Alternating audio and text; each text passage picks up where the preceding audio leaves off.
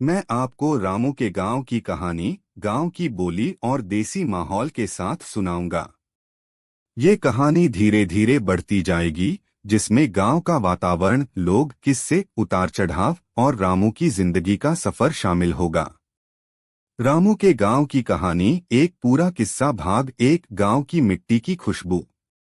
गांव का नाम था बनिया खेड़ा। चारों तरफ हरे भरे खेत, बीच में पगडंडी, किनारे पीपल का बड़ा सा पेड़, जिसके नीचे दिन भर गांव के बूढ़े बुजुर्ग बैठकर हुक्का गुड़गुड़ाते और किस्से सुनाते थे। सुबह सुबह मुर्गे की बांग से दिन की शुरुआत होती और शाम होते ही ढोलक की थाप पर कहीं शादी ब्याह की तैयारी तो कहीं चौपाल पर मजमा लग जाता। गांव में ज्यादातर लोग खेती किसानी करते थे, लेकिन रामू का परिवार थोड़ा अलग था। रामू का बाप हरिया खेत तो रखता था, मगर साथ में बैलगाड़ी से अनाज ढोने का भी काम करता था। उसकी माँ फूलवती घर संभालती और मटके में ठंडा पानी रखती, जिससे खेत से लौटते मजदूर दो घूंट पीकर तरोताजा हो जाएं। रामू बचपन से ही तेज तर्रार था, लेकिन पढ़ाई में उसका मन ज्यादा नहीं लगता था। स्कूल से छुट्टी होते ही वो सीधा तालाब की ओर भाग जाता, दोस्तों के साथ कूद फांद करता, कभी आम के बाग में चोरी छिपे आम तोड़ लाता, तो कभी किसी की पतंग काटकर हवा में नाचते हुए पकड़ लाता।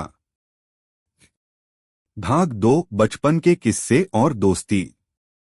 रामू के तीन खास दोस्त थे, मंगू, भोलू और छोटू। मंगू सबसे ज्यादा हिम्मती था, पेड़ की सबसे ऊंची डाल से आम तोड़ लाता। भोलू थोड़ा डरपोक था, लेकिन दिमाग उसका सबसे तेज चलता।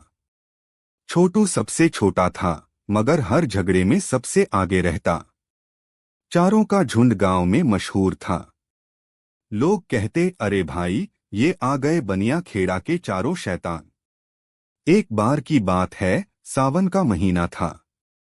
नदी में पानी भरपूर था। चारों दोस्तों ने सोचा, आज तैरने का मुकाबला करते हैं। रामू सबसे पहले कूद गया और सबसे दूर तैरकर गया। गांव के बुजुर्गों ने देखा तो डांटा, रामू को पगले, जरा होश कर, पानी का बहाव तेज है। रामू ने हंसकर कहा, अरे काका, मैं तो पानी से दोस्ती कर चुका हूं। सब हंस पड़े, लेकिन उसी दिन रामू की तैरने की कला की चर्चा पूरे गांव में फैल गई।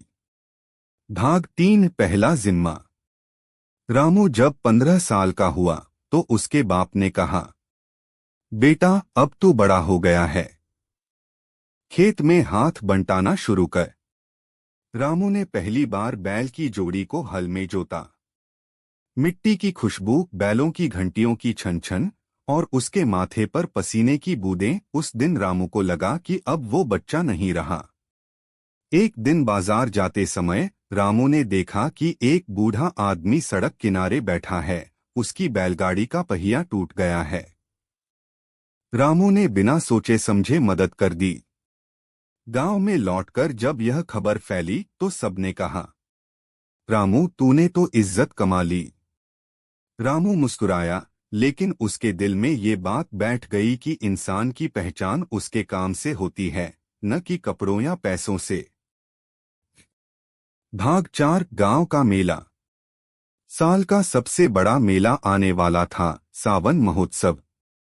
इसमें दूर दूर से लोग आते, झूले लगते, मिठाई की दुकानों पर जलेबी, इमरती, गुलाब जामुन बिकते और रात में नौटंकी होती। रामू और उसके दोस्तों ने तय किया कि इस बार मेले में अपनी दुकान लगाएंगे। भोलू के दिमाग में आया, चलो नींबू पानी बेचते हैं। रामू ने बैलगाड़ी से गांव के बाहर से नींबू लाए, मंगू ने बर्फ का इंतजाम किया और छोटू ने दुकान सजाई। मेले में उनकी दुकान खूब चली। पहली बार उन्होंने अपने दम पर 50 रुपए कमाए। उस रात चारों ने खेत के किनारे बैठकर जलेबी खाई और आसमान में चमकते चांद को देखकर सपने देखने लगे। भाग पांच, गांव की मुश्किल। एक साल बरसात समय पर नहीं हुई। खेत सूखने लगे, तालाब का पानी घटने लगा। लोग परेशान हो गए। पंचायत में सब इकट्ठा हुए। कोई कह रहा था भगवान नाराज हैं। कोई कह रहा था शायद कुएं का पानी खींचकर खेती करनी पड़े।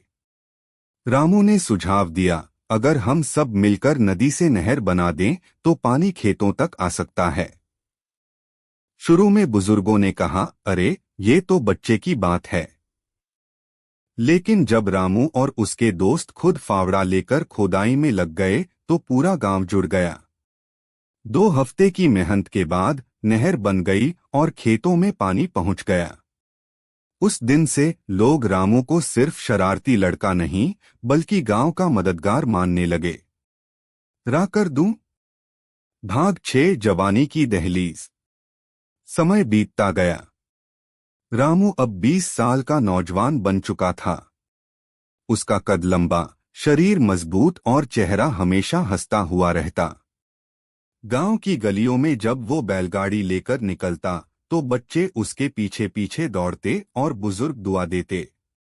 गांव की लड़कियां भी उसकी मेहनत और नेकदिल स्वभाव की वजह से उसे चुपचाप देखती।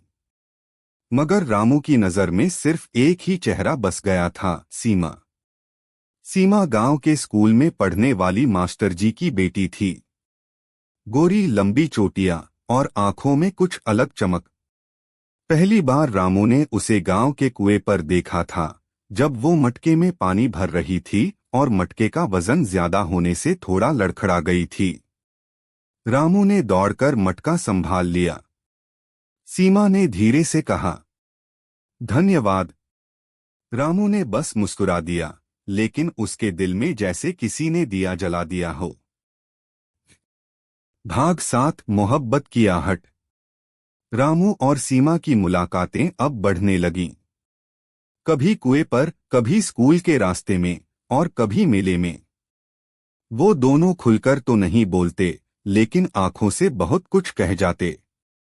एक दिन बरगद के पेड़ के नीचे रामू ने हिम्मत जुटाकर कहा, सीमा, अगर मैं तुम्हें अपने खेतों में सबसे पहली फसल दूं तो क्या तुम रखोगी? सीमा हंस पड़ी। रामू, ये तो बहुत बड़ा वादा है। वादा निभाऊंगा, रामू ने कहा। गांव में प्रेम की बातें जल्दी फैलती हैं। कुछ लोगों ने कानाफूसी शुरू कर दी, मगर रामू ने ध्यान नहीं दिया। भाग 8 गांव की राजनीति। गांव का सरपंच चुनाव आने वाला था। पुराने सरपंच जगन काका की उम्र हो चुकी थी और अब लोग नया नेता चाहते थे। 2 बड़े नाम सामने आए। बलवीर, जो पैसे वाला था मगर घमंडी। हरिया यानी रामू का बाप, जो ईमानदार था लेकिन राजनीति में नया। बलवीर को डर था कि अगर हरिया जीत गया तो उसकी दबंगई खत्म हो जाएगी। उसने रामू के खिलाफ अफवाह फैलानी शुरू कर दी। रामू तो दिन भर आवारा घूमता है, ये गांव का क्या भला करेगा? रामू को जब पता चला तो उसने गांव के बीच चौपाल में लोगों को बुलाकर साफ कहा, मैं सरपंच नहीं बनना चाहता, लेकिन अगर मेरे बाप का नाम खराब करने की कोशिश हुई तो मैं चुप नहीं बैठूंगा।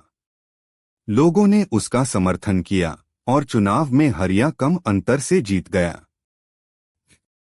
भाग 9 बाढ़ की मार। 1 साल बाद मानसून ने कहर बरपाया। 3 दिन लगातार बारिश हुई और गांव के पास वाली नदी उफान पर आ गई। पानी खेतों और घरों में घुस गया। लोग अपने घर छोड़कर ऊंचाई पर शरण लेने लगे। रामू और उसके दोस्त नाव लेकर फंसे हुए लोगों को बचाने लगे। कई बार वो कमर तक पानी में डूबकर बच्चों और बूढ़ों को खींचकर सुरक्षित जगह पहुंचाता। एक रात जब सब सो रहे थे, रामू को पता चला कि सीमा का घर भी पानी में डूबने वाला है। वो तुरंत वहां पहुंचा और सीमा व उसके परिवार को बचाकर ऊंचाई पर ले आया। सीमा की आंखों में डर था, लेकिन रामू को देखकर उसने राहत की सांस ली। भाग 10 बदले की आंधी। बलवीर को बाढ़ के समय अपनी जमीन डूबने का गुस्सा था और उसने गांव वालों को डराना शुरू कर दिया कि ये सब रामू की बनाई नहर के कारण हुआ। लोगों में थोड़ी बहुत शंका पैदा हो गई। पंचायत में मामला पहुंचा। रामू ने सबके सामने कहा, अगर मेरी बनाई नहर गांव के लिए नुकसानदेह साबित हुई तो मैं खुद उसे भर दूंगा। लेकिन बुजुर्ग काका खड़े हुए और बोले, रामू, तूने उस नहर से हमारी जान बचाई थी सूखे में। ये बाढ़ तो भगवान का इम्तिहान है, न कि तेरी गलती। रामू की इज्जत और बढ़ गई। बलवीर मुंह छुपाकर चला गया। भाग 11 सपना और संघर्ष। रामू ने तय किया कि अब गांव में हर मौसम में पानी और अनाज की कमी नहीं होने देगा। उसने दोस्तों के साथ मिलकर तालाब की मरम्मत शुरू की और खेतों में नई तकनीक अपनाने की कोशिश की। कई किसान पहले हंसते थे, अरे रामू, तू पढ़ा लिखा तो है नहीं, ये नई तरकीब क्या करेगी? लेकिन जब पहली फसल में उनकी पैदावार दोगुनी हुई तो सब मान गए। भाग 12 मोहब्बत का इम्तिहान। सीमा के पिता को अब रामू और सीमा की नजदीकी का पता चल गया। उन्होंने साफ कह दिया, रामू अच्छा लड़का है, लेकिन हम अपनी बेटी की शादी शहर में पढ़े लिखे लड़के से करेंगे। रामू चुप रहा, लेकिन उसके दिल में चुभन हुई। उसने सोचा, अगर मुझे सीमा को पाना है तो मुझे खुद को साबित करना होगा। भाग 13 शहर की राह। रामू पहली बार शहर गया। वहां उसने मजदूरी की, पैसे बचाए और खेती के नए तौर तरीके सीखे। 3 साल बाद जब लौटा तो उसके पास इतना पैसा था कि उसने गांव में अनाज की मिल लगा दी। गांव के युवाओं को उसमें काम मिला और रामू का नाम चारों तरफ फैल गया। भाग 14 नई सुबह। सीमा के पिता ने आखिरकार अपनी बेटी का हाथ रामू के हाथ में दे दिया। शादी पूरे गांव में धूमधाम से हुई। ढोल नगाड़े, नाच गाना, हर घर में मिठाई बंटी। रामू ने शादी के बाद भी अपने गांव के लिए काम जारी रखा। उसने स्कूल बनवाया, कुआं खुदवाया और गांव को एक मिसाल बना दिया। भाग 15 गांव का बेटा। सालों बाद जब रामू बूढ़ा हो गया तो भी लोग उसे गांव का बेटा कहकर बुलाते थे। चौपाल पर बैठकर जब वो अपने पोते पोतियों को अपनी कहानी सुनाता तो कहता, बेटा, इज्जत और मोहब्बत मेहनत से मिलती है और मेहनत से बड़ा कोई धर्म नहीं। उसकी आंखों में चमक थी और मिट्टी की खुशबू में उसकी पूरी जिंदगी बसी थी।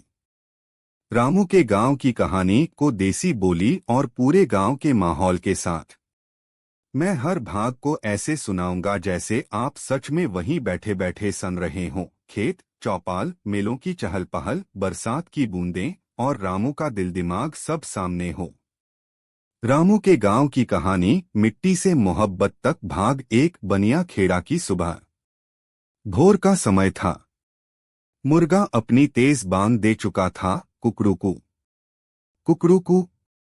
गांव बनिया खेड़ा धीरे धीरे जाग रहा था। कोई अपनी गाय भैंस को चारा डाल रहा था।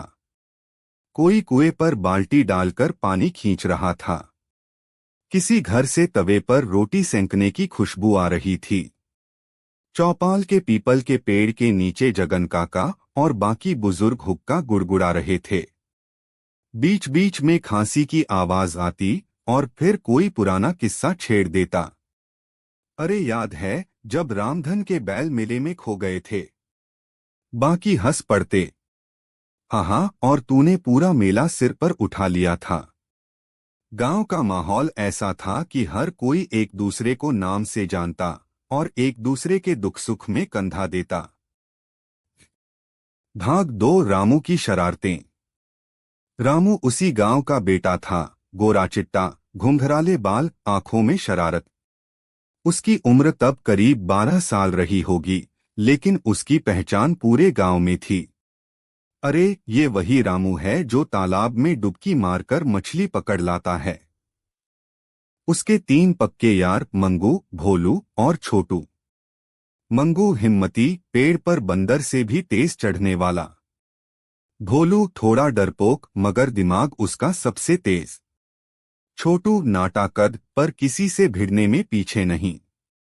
गर्मी की दोपहर में जब बाकी लोग घर में आराम करते, ये चारों बाग में आम तोड़ते या खेत की मेड़ पर पतंग उड़ाते। एक बार तो हद ही हो गई, गांव के पटेल साहब के बगीचे में घुसकर आम तोड़ रहे थे। पटेल साहब ने पकड़ लिया, लेकिन डांटने के बजाय बोले, अरे तुम चारों तो मेरी जवान उम्र की याद दिला देते हो। और फिर खुद उन्हें आम तोड़कर दे दिए। भाग 3 पहला सबक। रामू के बाप हरिया का कहना था, बेटा मस्ती अपनी जगह है, पर काम सीखे बिना आदमी अधूरा है। एक दिन हरिया ने रामू को खेत पर बुलाया, बैलों को हल में जोता और बोला, चल इसे पकड़ और चलाना सीख। पहले तो रामू के हाथ कांपे, बैल इधर उधर मुड़ने लगे, पर धीरे धीरे उसने लय पकड़ ली। मिट्टी की खुशबू, पसीने की महक और बैलों की घंटियों की छन छन, उस दिन रामू के अंदर एक नया गर्व भर गया। भाग 4 सावन का मेला। गांव में साल का सबसे बड़ा मेला लगा। जगह जगह झूले, मिठाई की दुकानें और रात में नौटंकी। रामू और उसके दोस्तों ने ठान लिया, इस बार दुकान लगाएंगे। नींबू पानी का ठेला सजाया। भोलू ने ऊंची आवाज में आवाज लगाई, आ जाओ ठंडा नींबू पानी, एकदम बर्फ जैसा ठंडा। दुकान चली भी खूब। शाम होते होते 50 रुपए कमा लिए।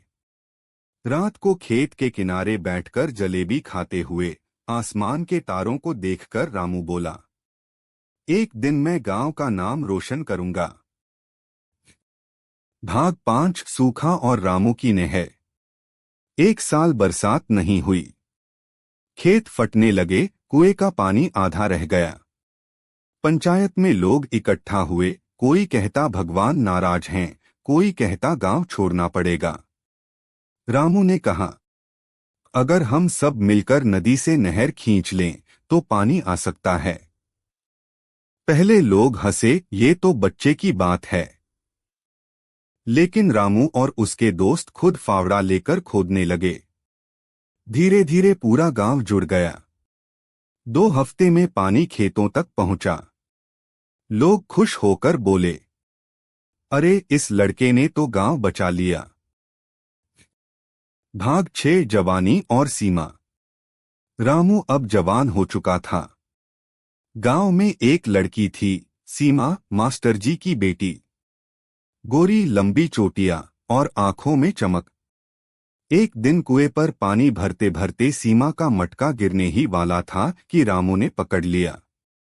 सीमा मुस्कुराई, धन्यवाद। रामू बस देखता रह गया।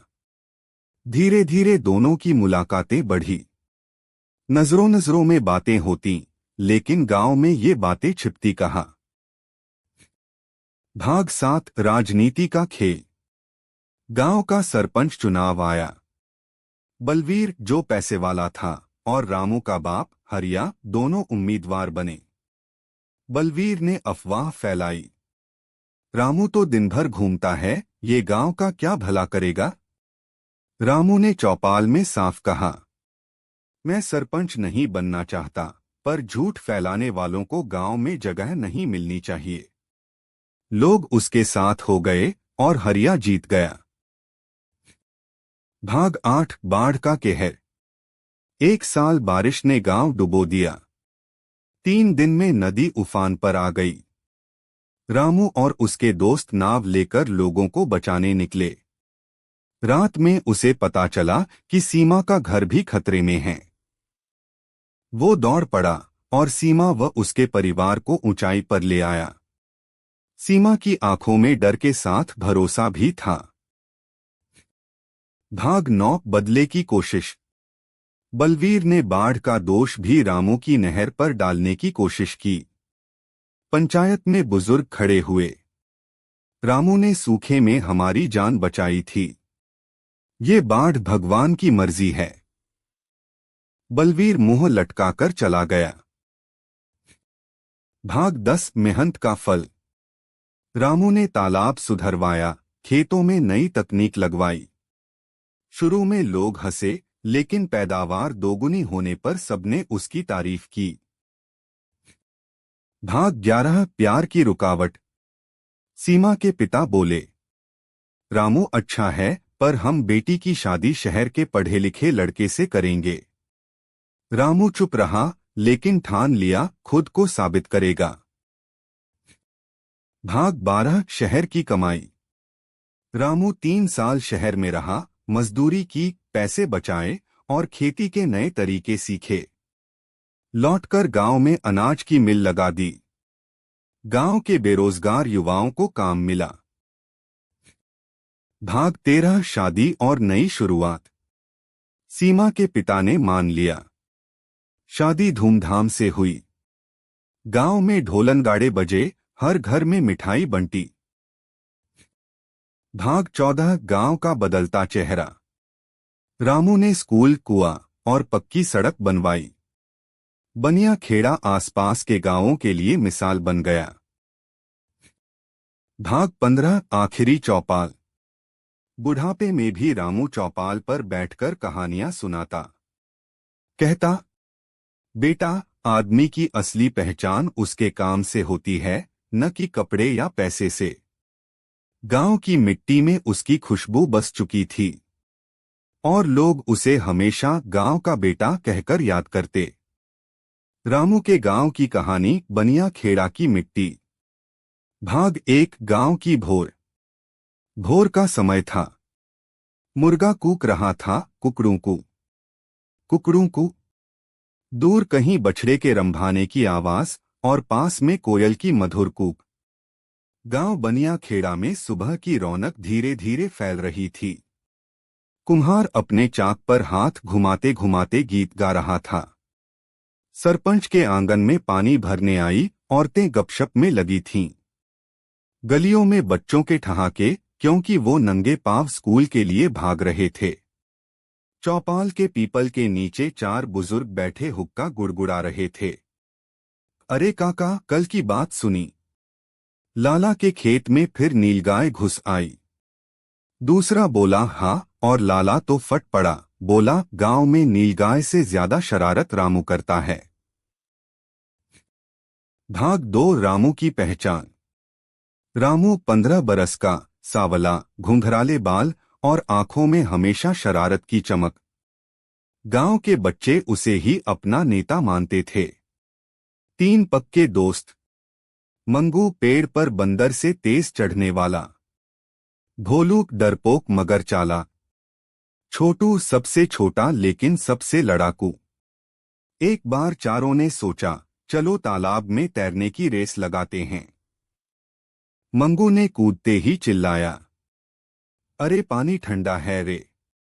भोलू बीच में रुक गया, अरे मुझे तो तैरना आता ही नहीं। रामू ने उसे खींचकर किनारे पहुंचाया और बोला, अरे डरपोक, तैरना नहीं आता तो मेरे पीछे क्यों कूदा? भाग 3 पहला जिम्मा। एक दिन बाप हरिया ने कहा, रामू, अब तू बड़ा हो गया है, खेत में हाथ बंटा। हल थमाया, बैल जोते और बोला, संभाल के चलाना, बैल भी समझते हैं कौन उन्हें प्यार से चला रहा है। रामू पहले तो लड़खड़ाया, फिर धीरे धीरे लय पकड़ ली। मिट्टी की खुशबू, बैलों की घंटियों की छन छन और माथे पर पसीना उसे अपनेपन का एहसास दिला रहे थे।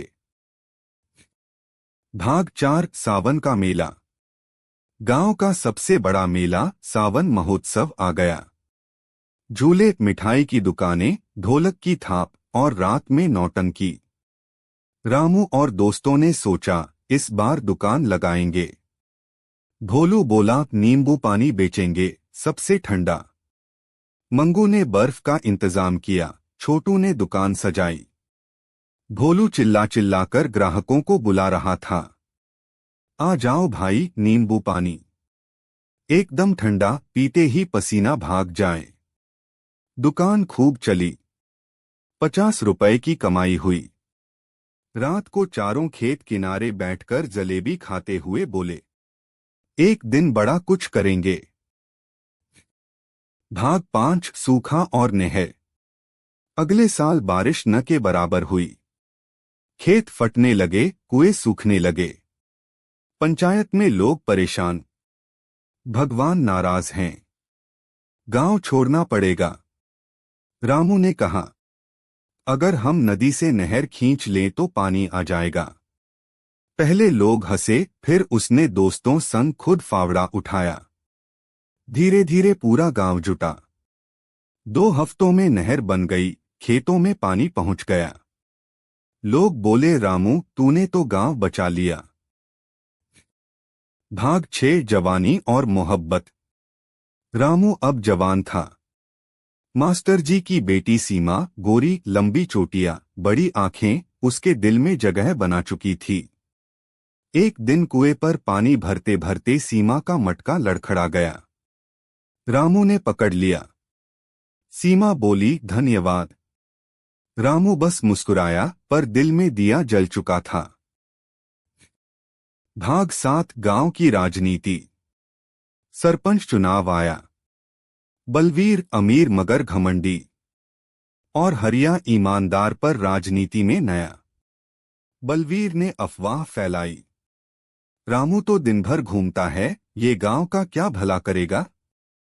रामू ने चौपाल में कहा, मैं सरपंच नहीं बनना चाहता, पर झूठ फैलाना सही नहीं।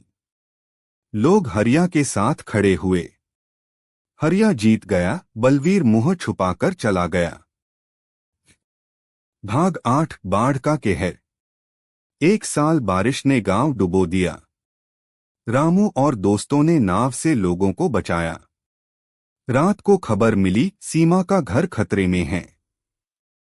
रामू दौड़ा, सीमा और उसके परिवार को सुरक्षित जगह ले आया। सीमा की आंखों में डर था, पर भरोसा भी था, रामू है तो कुछ नहीं होगा। भाग 9 बदले की कोशिश। बलवीर ने बाढ़ का दोष भी रामू की नहर पर डाला। पंचायत में बुजुर्ग बोले, रामू ने सूखे में गांव बचाया था, ये बाढ़ भगवान की मर्जी है। रामू की इज्जत और बढ़ी। भाग 10 मेहनत और नया सपना। रामू ने तालाब सुधरवाया, खेतों में नई तकनीक लगवाई। पहले लोग हंसे, लेकिन फसल दोगुनी होने पर सब मान गए। भाग 11 प्यार की रुकावट।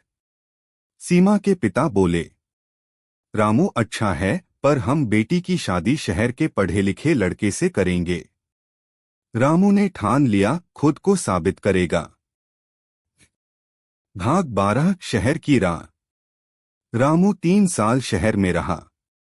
मजदूरी की, पैसे बचाए और खेती के नए तरीके सीखे। गांव लौटा तो अनाज की मिल लगा दी। युवाओं को काम मिला, गांव खुशहाल हुआ।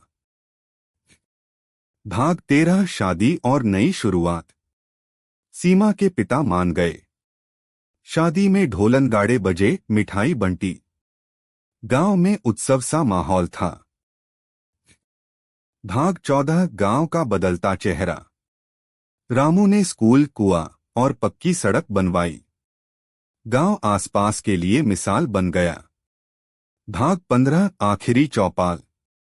बुढ़ापे में भी रामू चौपाल पर कहानियां सुनाता। बेटा, इज्जत और मोहब्बत मेहनत से मिलती है, और मेहनत सबसे बड़ा धर्म है। गांव वाले उसे हमेशा गांव का बेटा कहते रहे।